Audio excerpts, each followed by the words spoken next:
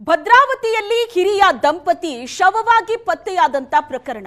15 ಲಕ್ಷ ಸಾಲ ತೀರಿಸೋದಕ್ಕೆ ಸೋದರ ಮಾವ ಅತ್ತೆಯ ಮರ್ಡರ್. 24 ಗಂಟೆಯಲ್ಲಿ ಪ್ರಕರಣವನ್ನ ಭದ್ರಾವತಿ ಪೊಲೀಸರು ಭೇದಿಸಿದ್ದಾರೆ. ಆಯುರ್ವೇದ ವೈದ್ಯನಿಂದ ಹಿರಿಯ ದಂಪತಿಗಳ ಕೊಲೆ ಆಗಿದೆ.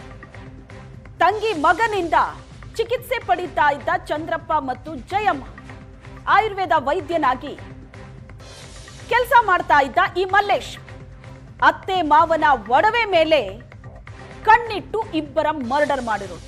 ಮಂಡಿ ನೋವಿಗೆ ಚಿಕಿತ್ಸೆ ಪಡಿತಾ ಇದ್ದ ಹಿರಿಯ ದಂಪತಿ ಅನಸ್ತೇಶಿಯಾ ಕೊಟ್ಟು ವೈದ್ಯ ಮಲ್ಲೇಶ್ ಹತ್ಯೆ ಮಾಡಿದ್ದಾನೆ. ಇಬ್ಬರ ಹತ್ಯೆ ಮಾಡಿ 80 ಗ್ರಾಂ ಚಿನ್ನದೊಂದಿಗೆ ಮಲ್ಲೇಶ್ ಪರಾರಿಯಾಗಿದ್ದ. ಒಡವೆಯನ್ನ ಅಡ ಇಟ್ಟು ಸ್ವಲ್ಪ ಸಾಲವನ್ನ ತೀರಿಸಿದ್ದ ಮಲ್ಲೇಶ್. ಹತ್ಯೆಯಾಗಿ 24 ಗಂಟೆಯ ಒಳಗೆ ಪ್ರಕರಣವನ್ನ ಭೇದಿಸಿದ್ದಾರೆ ಪೊಲೀಸರು. 15 ಲಕ್ಷ ಸಾಲ ತೀರಿಸೋದಕ್ಕೆ ಆಯುರ್ವೇದ ವೈದ್ಯ ಮಾಡಿರುವಂತ ಕೊಲೆ ಇದು. ತಂಗಿಯ ಮಗನಿಂದ ಚಂದ್ರಪ್ಪ ಮತ್ತು ಜಯಮ್ಮ ಚಿಕಿತ್ಸೆ ಪಡಿತಾ ಇದ್ರು. ಆದ್ರೆ ಈ ಹಿರಿಯ ದಂಪತಿಗಳ ಬಳಿ ಇದ್ದಂತ ಒಡವೆ ಮೇಲೆ ಈತನಿಗೆ ಕಣ್ಣಿತ್ತು. ಅನಸ್ತೇಶಿಯಾ ಕೊಟ್ಟು ಕೊಲೆ ಮಾಡಿ ಒಡವೆಯನ್ನ ಕದ್ದು ಅದನ್ನ ತಗೊಂಡು ಹೋಗಿ ಮಾರಿ ಅರ್ಧ ಸಾಲವನ್ನ ತೀರಿಸಿದ್ನಂತೆ. ಈ ಹತ್ಯೆ ನಡೆದು 24 ಗಂಟೆ ಒಳಗಡೆ ಪೊಲೀಸರು ಪ್ರಕರಣವನ್ನ ಭೇದಿಸಿದ್ದಾರೆ. ಹಿರಿಯ ದಂಪತಿಯ ಕೊಲೆ ಪ್ರಕರಣ ಭದ್ರಾವತಿಯಲ್ಲಾಗಿತ್ತು. ದಂಪತಿಯ ಕೊಲೆ ರಹಸ್ಯ ಇದೀಗ ಬಯಲಾಗಿದೆ.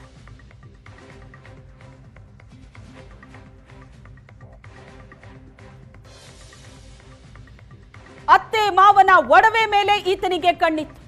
ಆಯುರ್ವೇದ ವೈದ್ಯ ಆತ. ಆತನ ಬಳಿಯೇ ಈ ಹಿರಿಯ ದಂಪತಿ ಮಂಡಿ ನೋವಿಗೆ ಟ್ರೀಟ್ಮೆಂಟ್ ತಗೋತಾ ಇದ್ದ.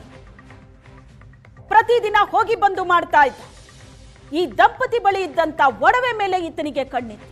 ಹೊಂಚಾಕಿ ಹಿರಿಯ ದಂಪತಿಯನ್ನ ಕೊಲೆ ಮಾಡಿ ಬಂಗಾರವನ್ನ ಕದ್ದು ಎಸ್ಕೇಪ್ ಆಗಿದ್ದ. ಆದ್ರೆ ಈಗ ಈ ದಂಪತಿಯ ಕೊಲೆ ರಹಸ್ಯ ಬಯಲಾಗಿದೆ. ಕೊಲೆ ಆಗಿ 24 ಗಂಟೆ ಒಳಗಡೆ ಪೊಲೀಸರು ಈ ಪ್ರಕರಣವನ್ನ ಭೇದಿಸಿದ್ದಾರೆ.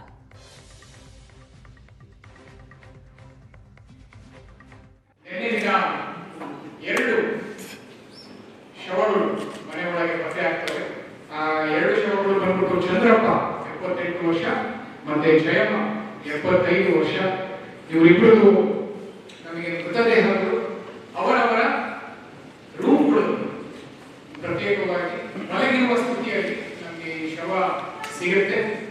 ಈ ಶವವನ್ನ ನಾವು ಪ್ರಾಥಮಿಕ ತನಿಖೆಯಲ್ಲಿ ಒಂದು ಯುಡಿಆರ್ ಆಗಿ ನಾವು ತಗೊಳ್ತೀವಿ. ಆ ಯುಡಿಆರ್ ಆಗಿ ಅಸಹಜ ಮರಣ ಯುಡಿಆರ್ ಪ್ರಕರಣವಾಗಿ ತಗೊಂಡು ಸಂಶಯ ಇರುವಂತಹ ಯುಡಿಆರ್ ಆಗಿ ತಗೊಳ್ತೀವಿ ನಾವೆಲ್ಲ. ಈ ಒಂದು ನಿಟ್ಟಿನಲ್ಲಿ ನಾವು ನಮ್ಮ ಇನ್ವೆಸ್ಟಿಗೇಷನ್ ಶುರು ಮಾಡಿಕೊಂಡಾಗ ಮಲ್ಲೇಶ್ ಅನ್ನೋ ಒಬ್ಬ ವ್ಯಕ್ತಿಯನ್ನ ನಾವು ಇವಾಗ ವಶಕ್ಕೆ ಪಡ್ಕೊಂಡಿದ್ದೀವಿ. ಈ ಮಲ್ಲೇಶ್ ಅನ್ನೋನು ಚಂದ್ರಪ್ಪ ಅಂತ ಯಾರು ತೀರ್ಕೊಂಡ್ರಲ್ಲ ಅವರ ತಮ್ಮನ ಮಗ. ಇವರು ಮೂಲತಃ ಒಬ್ಬ ಆಯುರ್ವೇದಿಕ್ ಡಾಕ್ಟರ್ ಆಗಿರ್ತಾನೆ. ಅವನು ಇಲ್ಲಿ ಶಿವಮೊಗ್ಗದಲ್ಲೇ 2 ಕಡೆ ಹಿಂದೆ ಕೇಸ್ದಲ್ಲಿ ಇರ್ತಾನೆ. ಕೇಸ್ದಿಂದ ಅವನ ತೆಗೆದಿರ್ತಾರೆ. ಅವನಿಗೆ ಮೈ ತುಂಬಾ ಸಾಲ ಇದೆ. ತುಂಬಾ ಕಡೆ ಅವನು ಸಾಲ ಮಾಡಿಕೊಂಡಿರೋದ್ರಿಂದ